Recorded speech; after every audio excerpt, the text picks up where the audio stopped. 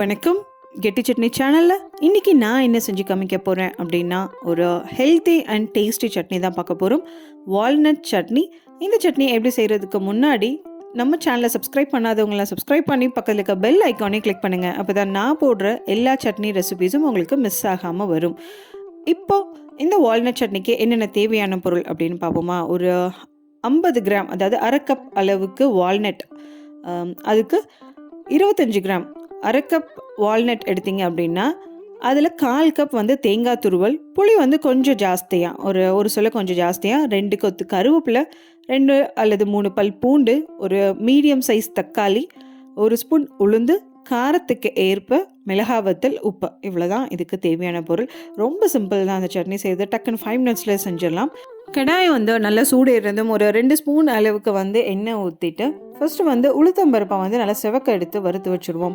அந்த உளுத்தம்பருப்பு தான் இருக்கிறதுலே உங்களுக்கு வறுபடுறதுக்கு கொஞ்சம் நேரம் ஆகும். ஸோ அதனால் ஃபஸ்ட்டு அந்த உளுத்தம்பருப்பை செவக்க வறுத்து எடுத்துட்டு, அப்புறம் அந்த ஒரு தக்காளி இருக்குல்ல, ஸோ அந்த தக்காளியை நல்லா கழுவி க்ளீன் பண்ணிவிட்டு ஒரு 1 2 கட் பண்ணி அதில் வதக்க ஆரம்பிச்சிடலாம். அதுக்கப்புறம் 2 கொத்து கருவேப்பிலை. இதில் கருவேப்பிலை நீங்கள் எவ்வளோ சேர்த்தாலுமே டேஸ்ட் ரொம்ப சுவையாக இருக்கும். ஸோ முடிஞ்ச அளவுக்கு நிறைய கருவேப்பிலை சேர்த்துக்கோங்க. அதுக்கப்புறம் புளி, பூண்டு, மிளகாய் வத்தல், ஸோ இது எல்லாத்தையும் ஒன்று ஒன்றா போட்டதுக்கப்புறம் அப்புறம் வால்நட், இந்த அரை கப் வால்நட் எடுத்துருக்கோம்ல, ஸோ இந்த வால்நட்டும் தேங்காய் துருவலும் சட்னியை ஃபஸ்ட்டு எல்லா பொருளும் நல்லா வதங்கினதுக்கப்புறம் இதை போடுங்க. ஏன் அப்படின்னா, இது ரொம்ப சூடு ஆக ஆக என்ன ஆகும்னா, மிக்சியில் அரைக்கும் போது அதில் இருக்கிற அந்த ஆயிலிலாம் வெளியில் வர ஆரம்பிச்சிச்சு, அந்த ஃப்ளேவர்ஸ் எல்லாம் பிளெண்ட் ஆக ஆரம்பிச்சிடும். அது சட்னிக்கு அவ்வளோவா நல்லா இருக்காது. ஸோ முடிஞ்ச அளவுக்கு கடைசியாக இந்த வால்நட்டையும் தேங்காய் லாஸ்ட்டில் ஆட் பண்ணுங்கள்.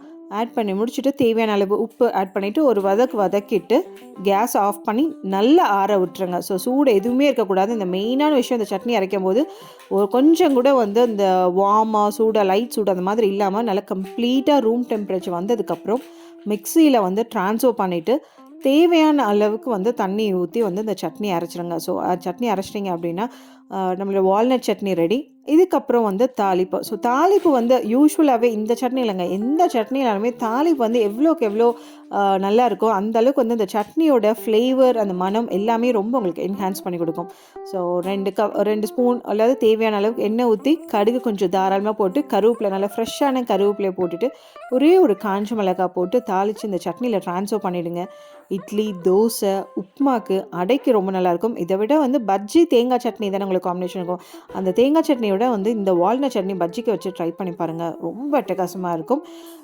இந்த சட்னி எப்படி இருந்தது அப்படின்னு சொல்லிட்டு நீங்கள் ட்ரை பண்ணி கமெண்ட்டில் கமெண்ட் பாக்ஸில் கமெண்ட் பண்ணுங்கள். உங்கள் ஃப்ரெண்ட்ஸ் எல்லாருக்கும் ஷேர் பண்ணுங்கள்.